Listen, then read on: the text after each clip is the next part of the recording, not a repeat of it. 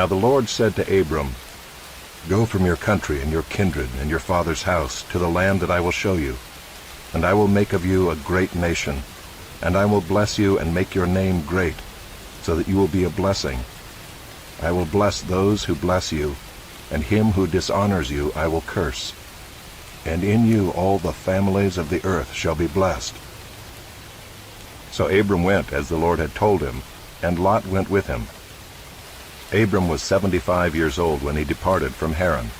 And Abram took Sarai his wife, and Lot his brother's son, and all their possessions that they had gathered, and the people that they had acquired in Haran, and they set out to go to the land of Canaan. When they came to the land of Canaan, Abram passed through the land to the place at Shechem, to the oak of Moreh. At that time the Canaanites were in the land. Then the Lord appeared to Abram and said, "To your offspring I will give this land." So he built there an altar to the Lord who had appeared to him. From there he moved to the hill country on the east of Bethel and pitched his tent, with Bethel on the west and Ai on the east. And there he built an altar to the Lord and called upon the name of the Lord. And Abram journeyed on, still going toward the Negeb. Now there was a famine in the land, so Abram went down to Egypt to sojourn there, for the famine was severe in the land.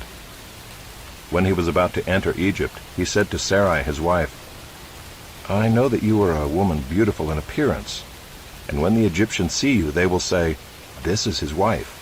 Then they will kill me, but they will let you live. Say you are my sister, that it may go well with me because of you, and that my life may be spared for your sake." When Abram entered Egypt, the Egyptians saw that the woman was very beautiful. And when the princes of Pharaoh saw her, they praised her to Pharaoh. And the woman was taken into Pharaoh's house.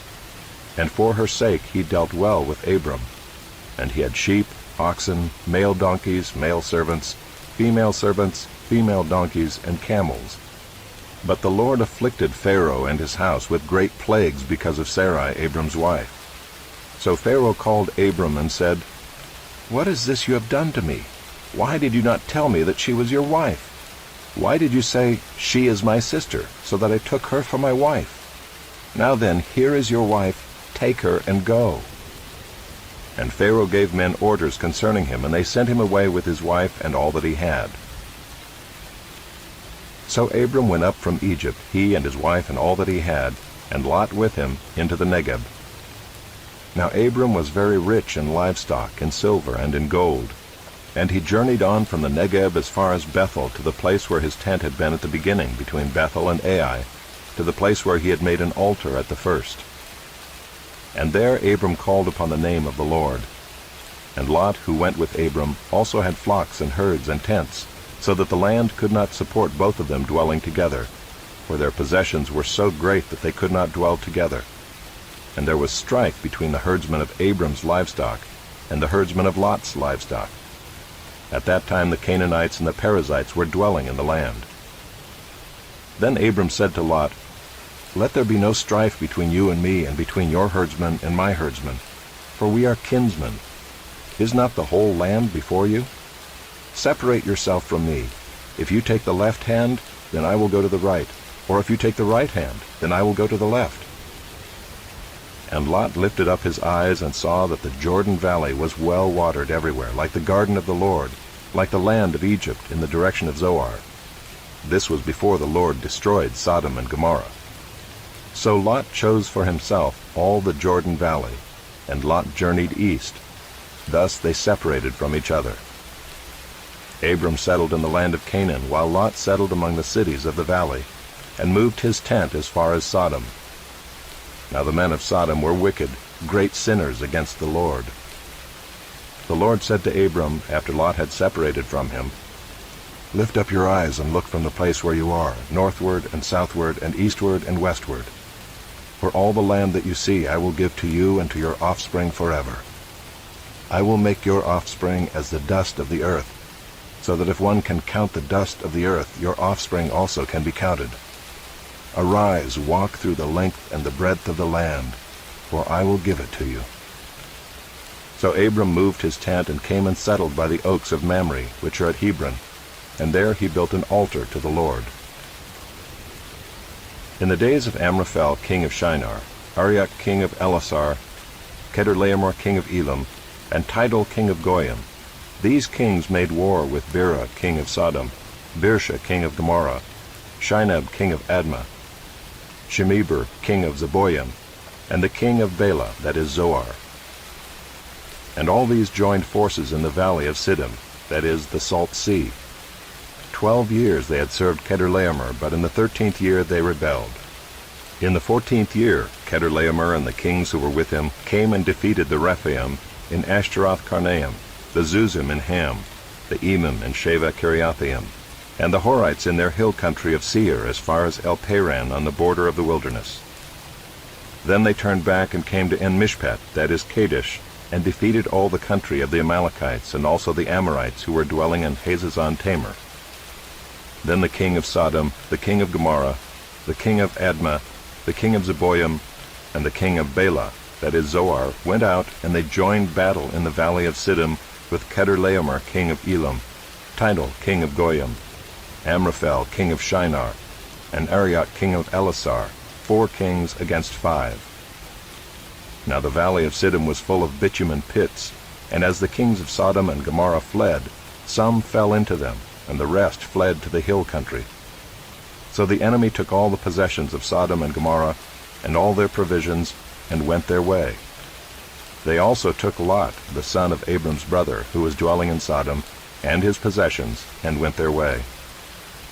Then one who had escaped came and told Abram the Hebrew, who was living by the oaks of Mamre the Amorite, brother of Eshcol and of Aner.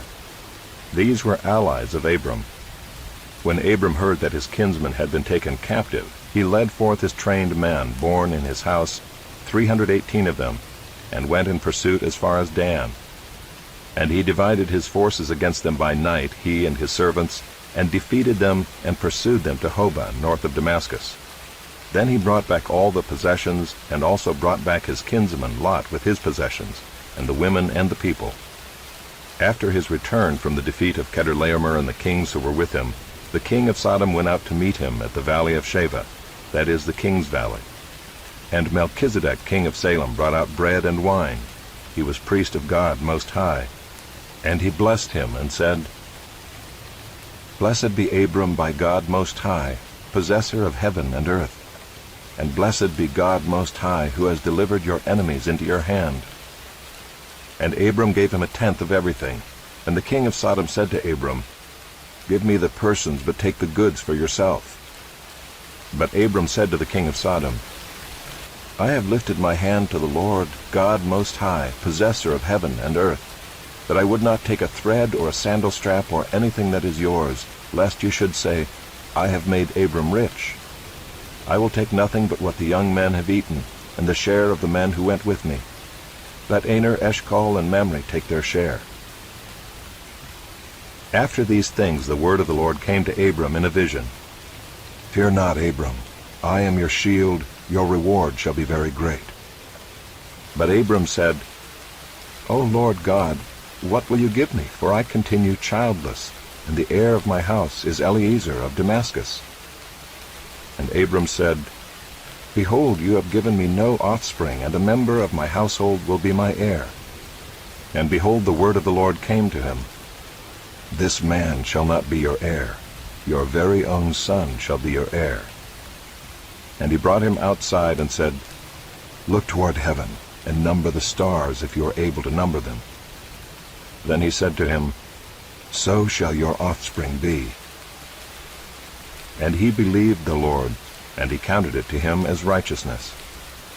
And he said to him, I am the Lord who brought you out from Ur of the Chaldeans to give you this land to possess. But he said, O Lord God, how am I to know that I shall possess it?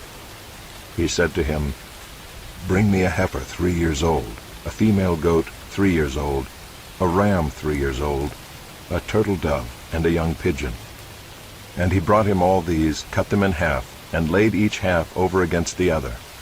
But he did not cut the birds in half. And when birds of prey came down on the carcasses, Abram drove them away. As the sun was going down, a deep sleep fell on Abram. And behold, dreadful and great darkness fell upon him. Then the Lord said to Abram, "Know for certain that your offspring will be sojourners in a land that is not theirs, and will be servants there, and they will be afflicted for 400 years. But I will bring judgment on the nation that they serve, and afterward they shall come out with great possessions. As for you, you shall go to your fathers in peace. You shall be buried in a good old age. And they shall come back here in the 4th generation, for the iniquity of the Amorites is not yet complete." When the sun had gone down and it was dark, behold, a smoking fire pot and a flaming torch passed between these pieces. On that day the Lord made a covenant with Abram, saying, "To your offspring I give this land from the river of Egypt to the great river, the river Euphrates, the land of the Kenites, the Kenizzites, the Cadmonites, the Hittites, the Perizzites, the Rephaim, the Amorites, the Canaanites, the Girgashites, and the Jebusites."